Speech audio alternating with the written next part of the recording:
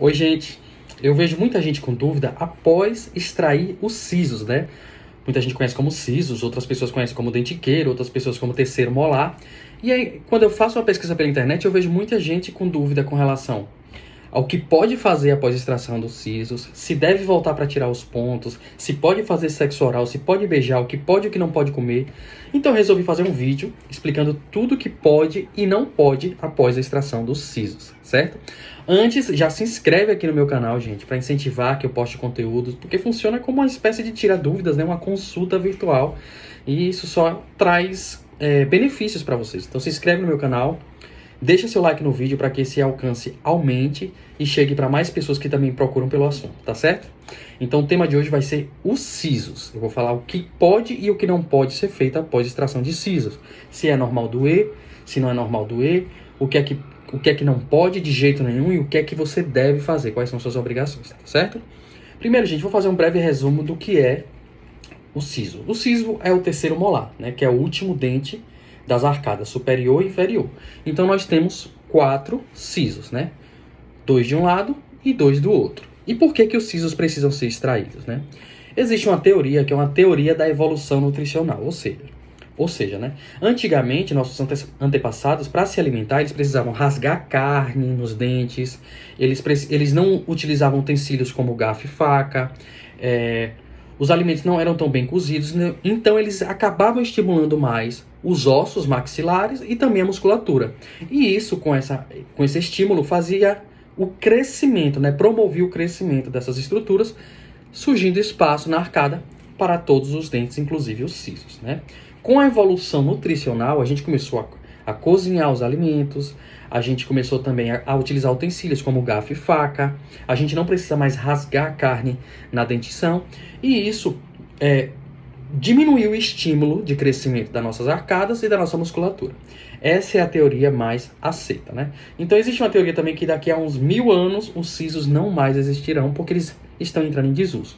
Como nossas arcadas não são mais tão estimuladas, elas acabam diminuindo de tamanho, não deixando espaço para a saída dos sisos. Por isso que mais de 80% dos sisos precisam ser extraídos, porque senão eles podem causar alguns problemas, como infecções recorrentes, que são as pericoronarites, que elas podem ser leves, moderadas ou intensas e severas, e também cistos e tumores odontogênicos que podem ter relação com o dente impactado, sobretudo os sisos, como por exemplo dos cistos e tumores podem ser cisto dentígero, ceratocisto odontogênico, ameloblastoma. Eles têm relação com dentes impactados. Por isso que é tão importante extrair os sisos e não deixar eles aí se eles estiverem causando algum mal e não tiverem erupcionado direito. Pois bem, quando se faz a cirurgia dos sisos, elas podem ser feitas por algumas técnicas. Vou resumir em duas: técnica fechada e técnica aberta. Qual a diferença das duas técnicas, né? A técnica fechada seria pela extração alveolar, ou seja, a gente faz uma expansão, né, uma luxação pequena do osso, para que aquela expansão permita que as raízes sejam desprendidas e removidas do seu alvéolo, que é a casinha do dente. E a por técnica aberta é quando esses dentes estão dentro do osso, estão cobertos por gengiva, estão sendo impactados, que você tem que fazer uma incisão com bisturi, você tem que expor a camada subjacente, né? Abrir gengiva, expor osso, fazer desgaste ósseo, entre outras coisas. Então a técnica aberta normalmente precisa de uma maior intervenção, né? Então há um maior trauma ao tecido e a recuperação às vezes pode ser mais demorada e pode fazer mais edema. Edema é um inchaço, né? Na técnica fechada, às vezes a recuperação é mais rápida e o edema pode ser menor, tá certo? Então, digamos, você extraiu os sisos, não importa se foi um, se foi todos de vez, se foi 2. Quais são os cuidados? O primeiro de tudo, gente, você deve botar gelo. Por que o gelo? Porque o gelo vai fazer uma vasoconstricção, ou seja, ele vai contrair os vasos da região, né? Porque você vai posicionar o gelo na região que você extraiu os sisos. Então ele vai contrair os vasos sanguíneos da região, e quando você contrai, diminui a chegada de fluidos, né? Os fluidos que são extravasados da corrente sanguínea. Quando você diminui a chegada desses fluidos, você diminui o edema. Então o gelo é muito bom para você extrair os sisos agora. Então os gelos vão ser nas primeiras 48 horas. Como é que eu recomendo? Utilizar um paninho para que você não bote direto sobre a pele, porque senão isso pode causar queimaduras na pele, né? Porque o gelo em contato com a pele muito tempo pode causar queimaduras. Então eu sugiro, né? Extrair o dente hoje, você vai botar a compressa de gelo 15 minutos, né? Ou vai botar compressa de gelo 15 minutos, descansa 10. Botar 15, descansa 10. Tá certo? E aí você vai diminuir o edema da região. Passou de 48 horas, vai substituir o gelo por compressas mornas. Isso mesmo. Já passou a fase da agregação de fluidos e agora a gente quer fazer uma drenagem dos fluidos da região. E a compressa morna vai fazer o quê? O oposto do que o gelo. Vai fazer uma vasodilatação e também vai ajudar os vasos linfáticos a diminuírem o edema na região. Então, primeira 48 horas, gelo. A partir de 48 horas, compressas mornas na região, tá certo? Uma outra coisa. O que é que pode e o que é que não pode comer? Nas primeiras 48 horas, ó, a associação. Como você está botando gelo, você também vai preferir alimentos gelados. Então, separa aquele pote de sorvete que você também tanto queria comer sem culpa. Açaí, iogurte, sucos, vitaminas, tudo isso geladinho. Essa é a sugestão de alimentos para os primeiros 2 dias após a extração dentária, tá certo? Tem relação com as compressas de gelo, porque fluidos gelados diminuem a circulação sanguínea e diminuem os fluidos para a região, tá certo? A partir do 3º dia, você pode começar a introduzir alimentos mornos, não quentes, e alimentos mais grandes, para que não penetrem no alvéolo. Por exemplo, alimentos como farinha, arroz, esses alimentos são pequenos e podem entrar no alvéolo, que é a ferida, né, onde você fez a extração dentária, que ainda não está fechada, tá certo? Então vamos ver sugestões aqui. Você pode comer um macarrão morninho, que o macarrão é maiorzinho, né? Você pode comer mingau, mais morninho, purê de batata, purê de banana da terra, né? Vários alimentos mornos que você... Canja de galinha, mas a canja de galinha vai ao arroz, então vamos com mais moderação. Todos esses alimentos mornos que você não estava comendo há 2 dias e que você já estava sentindo falta, tá certo?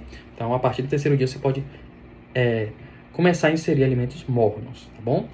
Lá para o 4º, 5º dia, aí você pode começar a inserir os alimentos menores, mas evita a farinha. Você pode começar a introduzir o arroz, alimentos que são menorzinhos, porque a ferida já está praticamente fechada, né? O tempo médio, não, as pessoas variam. Para a ferida, né, a mucosa, a gengiva se fechar, é de 7 dias. Então, de 7 a 15 dias a ferida já está fechada na mucosa, tá certo? Então, você pode introduzir esses alimentos. A higiene oral deve ser feita corretamente, sobretudo na região. Porque se você não fizer uma higiene adequada na região, você está favorecendo o acúmulo de bactérias e restos alimentares na região, e isso pode causar inflamação do alvéolo dentário, que a gente chama alveolite, inflamação ou infecção do alvéolo dentário, que pode causar muita dor e prejudicar a cicatrização. Por isso que a higienização é fundamental. Para complementar a higienização, eu sugiro enxaguantes bucais. Mas você não vai fazer bochechos. Não pode fazer bochecho. Por quê? Porque o bochecho vai desprender o coágulo sanguíneo. Porque, primeiro, o alvéolo é um buraco, né? Porque tinha um dente lá dentro, a gente tirou o dente e ficou um buraco. Esse buraco é preenchido por sangue. E a partir daí vai começar todo o processo de cicatrização, né? Que vai ser inflamação aguda, inflamação crônica, o processo de colágeno e remodelação de colágeno. E tudo isso começa com o coágulo sanguíneo. Se você ficar fazendo bochecho, você vai estar desprendendo o coágulo sanguíneo todo momento e toda vez vai ter que formar sangue e fazer coágulo. E isso vai se repetir e você vai prejudicar a cicatrização. Então, evita fazer bochecho. Então, se eu vou passar um enxaguante bucal, você não vai fazer bochecho, você vai fazer gargarejo. O enxaguante bucal, eu sugiro os que contenham dióxido de clorexidina 0,12% na composição. Ele tem os nomes comerciais como Periogard, Noplaque, Periodefense. E eles têm por característica serem antissépticos, né? Então, eles diminuem a quantidade de bactérias por até 12 horas. Mas eu posso usar, já que ele diminui a quantidade de bactérias, eu posso usar para sempre? Não. Senão você vai estar desorganizando a sua microbiota normal, alterando o pH da sua boca, pode alterar o paladar, pode manchar dentes, tá certo? Essa você só vai usar num período que você estiver no processo de cicatrização dentária. Então, de 5 a 7 dias, cicatrização do alvéolo dentário, tá certo? Quando fechar a mucosa, já não precisa mais usar esse enxaguante.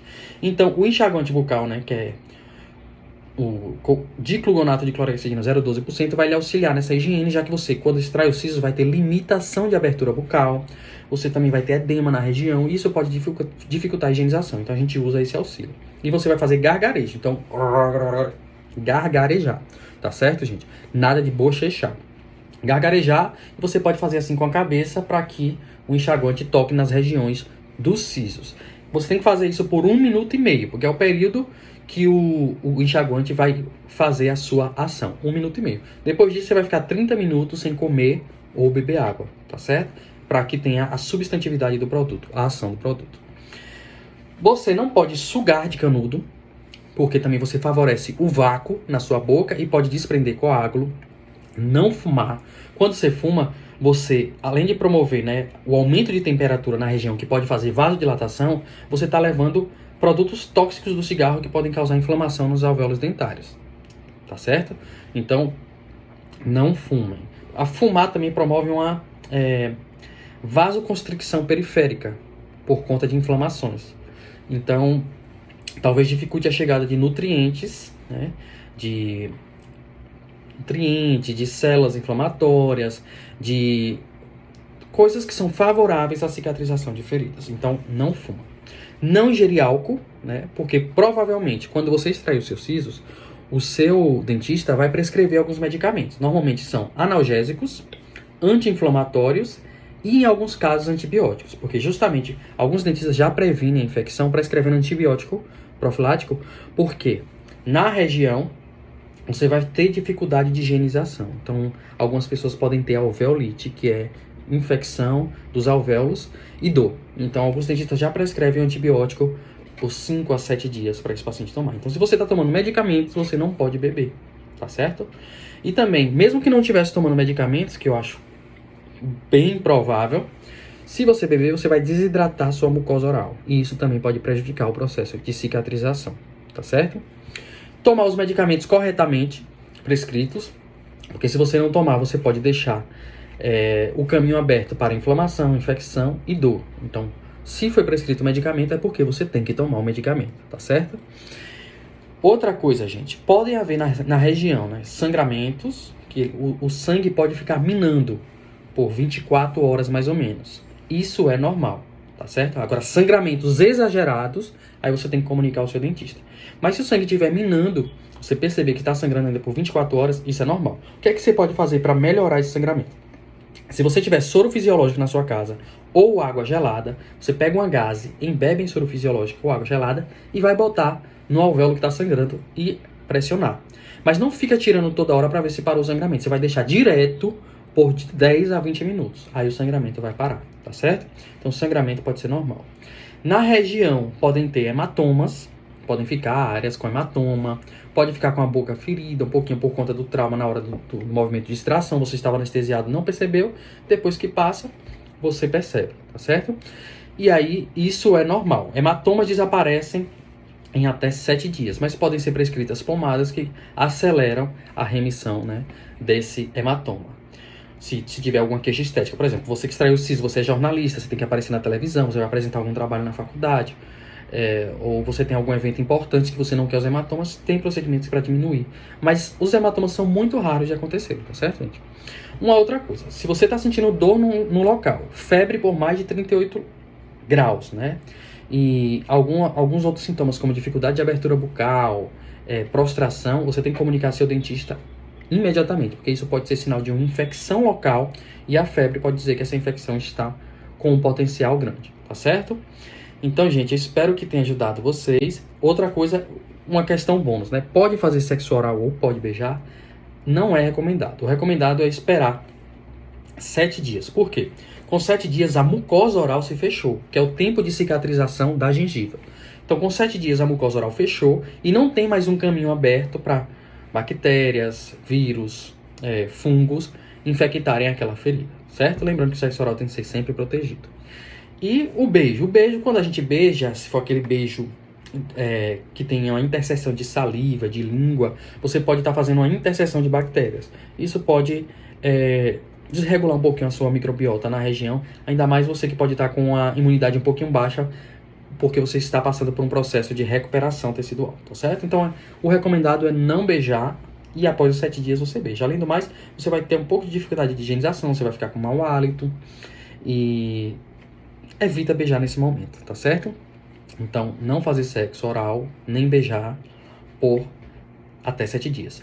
E o sexo normal, né? Normal pelas vias sexuais, digamos assim, pode ser feito Eu prefiro que se evite nas primeiras 48 horas, né, o sexo. Por quê? Porque o alvéolo está aberto e pode minar sangue.